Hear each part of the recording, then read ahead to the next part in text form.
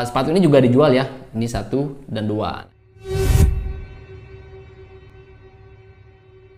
Halo teman-teman, jumpa lagi dengan saya Ari di channel Ari Fun Project. Nah, kali ini saya akan mereview sepatu dari Li-Ning, yaitu Li-Ning Dagger 4 atau Li-Ning Sudden Attack 4. Dan nanti kita akan compare dengan seri pendahulunya, yaitu Li-Ning Sudden Attack 3 atau Li-Ning Dagger 3. Nah, kebetulan yang saya review ini size-nya sama ya kedua-duanya, yaitu 421/3 dengan panjang 26,5 cm. Dan untuk bobot sepatu ini sendiri dia ada di 346 gram. Nah, seperti biasa sebelum kita lanjut bahas mengenai sepatu ini, buat kalian yang baru pertama kali nonton channel ini, jangan lupa klik tombol subscribe dan juga nyalakan tombol loncengnya untuk mendapatkan update-update terbaru dari channel ini. Nah, sekarang kita akan bahas sepatu ini dari yang pertama, yaitu untuk harganya.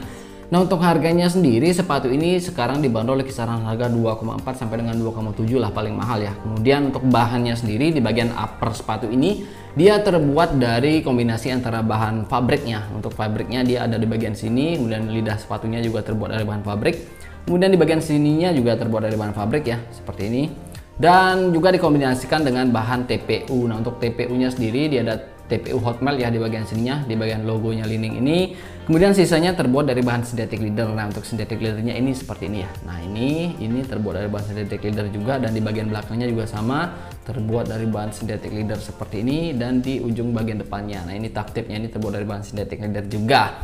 Kemudian untuk teknologi di bagian uppernya sendiri dia menggunakan teknologi tuck tape ya di bagian depannya, yang itu fungsinya sendiri adalah untuk membuat kaki kalian berasa lebih nyaman ketika menggunakan sepatu ini, dan juga untuk meminimalisir power loss dan juga untuk menjaga durabilitas dari sepatu ini. Jadi sepatu ini benar-benar nyaman ketika dipakai ya, terutama di sisi bagian depannya seperti itu.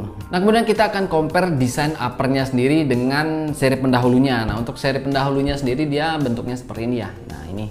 Dan untuk lidah sepatunya, nah ini yang menjadi pembeda ya. Di lidah sepatunya sendiri kalau di Dagger 3 itu dia masih menggunakan lidah sepatu konvensional seperti ini ya. Nah, kalau di Li-Ning Dagger 4 sendiri dia sudah menggunakan model slip-on seperti ini ya. Nah, jadi bedanya di situ ya. Kemudian kalau desain secara keseluruhan ya sudah beda ya. Di bagian depannya sama, dia menggunakan teknologi tuck tape juga. Ini tuck tape juga.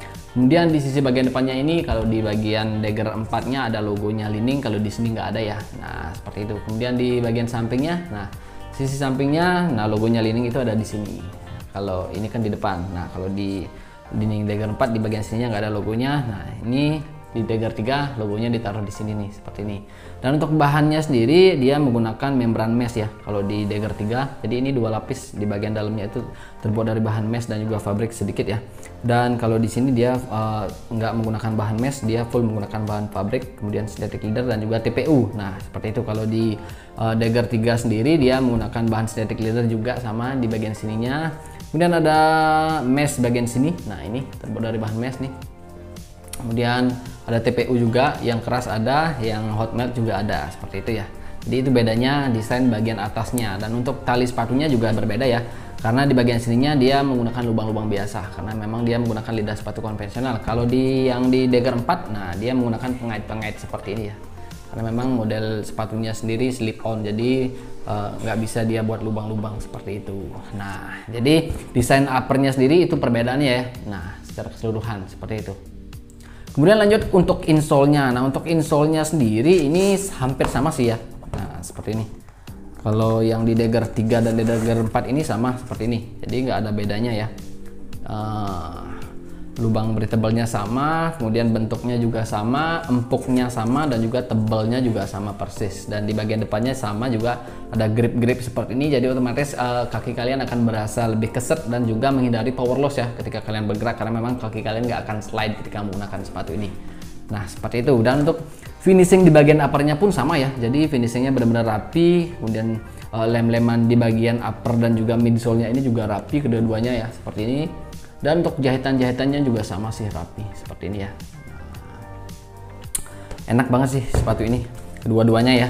Kemudian lanjut untuk sponsnya. Nah, untuk sponsnya di bagian kakinya juga benar-benar empuk dan benar-benar suportif ya kedua sepatu ini. Nah, seperti ini. Jadi enak banget nih ketika dipakai, benar-benar nyaman ketika dipakai seperti itu. Dan ini juga tebal banget ya kedua-duanya. Kemudian kita lanjut ke bagian midsole-nya ya. Nah, untuk midsole-nya sendiri ini terbuat dari bahan Pylon dengan teknologi Li-Ning Cloud. Nah, kalau di Dagger 3 sendiri dia menggunakan teknologi dry foam. Jadi bedanya dia di 4 dia menggunakan teknologi Li-Ning Cloud, kalau di Li-Ning Dagger 3-nya menggunakan teknologi dry foam. Nah, sama-sama terbuat dari bahan pylon juga sih sebenarnya. Nah, untuk Li-Ning Cloud sendiri, feelingnya sendiri agak sedikit lebih empuk kalau kita compare dengan dry foam ini ya. Nah, seperti ini kalau kita pencet-pencet seperti ini. Nah, ini benar-benar empuk banget. Kalau kita compare dengan yang ada di, nah ini Dagger 3 agak sedikit lebih keras seperti itu. Nah, dan desainnya juga udah berbeda ya, karena memang untuk desain sepatunya beda seperti ini. Nah, seperti ini. Dan di bagian uppernya juga, kalau yang di Dagger 3 dia menggunakan heel lock seperti ini. Nah, ini pakai TPU yang keras ya. Kalau di sini dia nggak ada seperti ini ya, polos seperti ini. Nah, kemudian lanjut ke bagian outsole atau rubbernya. Nah, untuk rubbernya sendiri dia sudah menggunakan teknologi rubber karet non marking ya, jadi dia sama, dan ini benar-benar enak dan juga lengket sih ketika dipakai. Tapi memang untuk desainnya berbeda ya. Nah, untuk di Dagger 3 sendiri cuman ada 2 bagian ya, bagian depan dan bagian belakang. Nah, kalau di Dagger 4 dia ada 3, 1, 2, 3. Jadi bagian belakang, bagian depan, dan bagian tengahnya di sisi luarnya seperti ini. Dan ini untuk kombinasi warnanya juga ngejreng banget sih.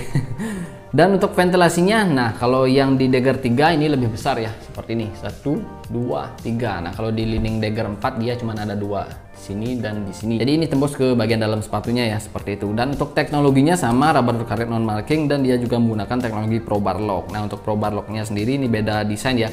Kalau yang di Dagger 3 dia berbentuk X seperti ini, dan di bagian sampingnya juga ada seperti ini ya.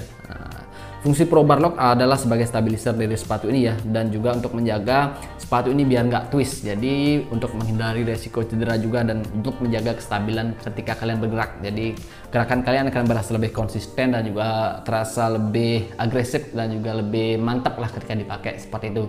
Dan untuk desain di Dagger 4 sendiri, nah ini di bagian sininya, nah ini terbuat dari bahan TPU juga sama. Fungsinya sama sebagai stabilizer ya. Nah, ini jadi desainnya sedikit berbeda ya. Kalau di Dagger 3 seperti ini. Kalau di Dagger 4-nya, nah ini menyesuaikan seperti ini ya. Full ini terbuat dari bahan TPU dan di cover oleh.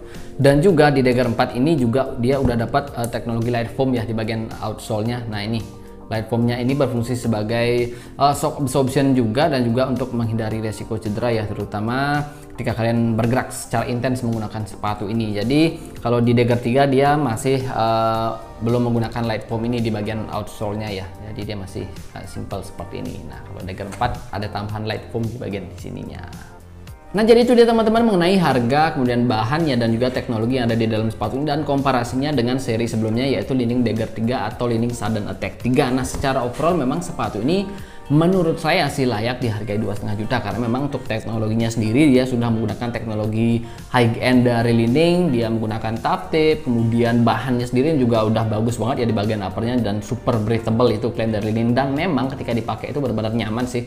Saya sendiri udah pakai 1 kali ya, dan benar-benar mantap banget ketika dipakai. Kemudian untuk midsole-nya sendiri ini dengan teknologi Li-Ning Cloud ini emang benar-benar nyaman banget, dan juga berasa empuk banget di kaki. Jadi kaki kalian nggak akan cepat pegel ketika menggunakan sepatu ini, walaupun kalian bermain lama ketika menggunakan sepatu ini seperti itu. Dan untuk feelingnya sendiri benar-benar berasa lentur dan juga tetap stabil ya ketika dipakai. Terutama kalau kalian main agresif ya, jadi benar-benar berasa konsisten lah gerakan kalian seperti itu. Dan untuk gripnya sendiri ini benar-benar mantep, dan juga untuk feelingnya sendiri juga benar-benar nyaman, nggak panas, adem, baik itu di bagian bawah sepatunya maupun di bagian uppernya. Nah, untuk finishing sendiri sepatu ini menurut saya rapi banget sih. Untuk uppernya, cutting-cutting synthetic leathernya, kemudian jahitannya, dan juga untuk lem-leman di bagian midsole dan uppernya ini juga dibikin rapi oleh Li-Ning. Nggak ada kekurangan sih menurut saya untuk finishing ya, seperti itu. Dan untuk desain sendiri menurut saya ini desain yang Dagger 4 lebih keren lah kalau kita compare dengan Li-Ning Dagger 3 ini. Nah, jadi ini kelihatan biasa ya, kalau di Li-Ning Dagger 4 ini jadi kelihatan wah gitu. Dan untuk mix warnanya juga saya suka, karena memang untuk sepatu-sepatu Li-Ning itu memang biasa dia bikin kombinasi warna yang agak sedikit ngejreng ya. Ada warna kuning, ada warna pink, ada warna ungu seperti ini. Jadi kelihatan eye catching lah ketika dipakai di lapangan seperti itu. Nah, jadi kesimpulannya menurut saya pribadi sepatu ini recommended dan worth it lah untuk dibeli kalau memang kalian punya budget di range harga segitu. Nah, kalau enggak ya nggak usah dipaksain seperti itu.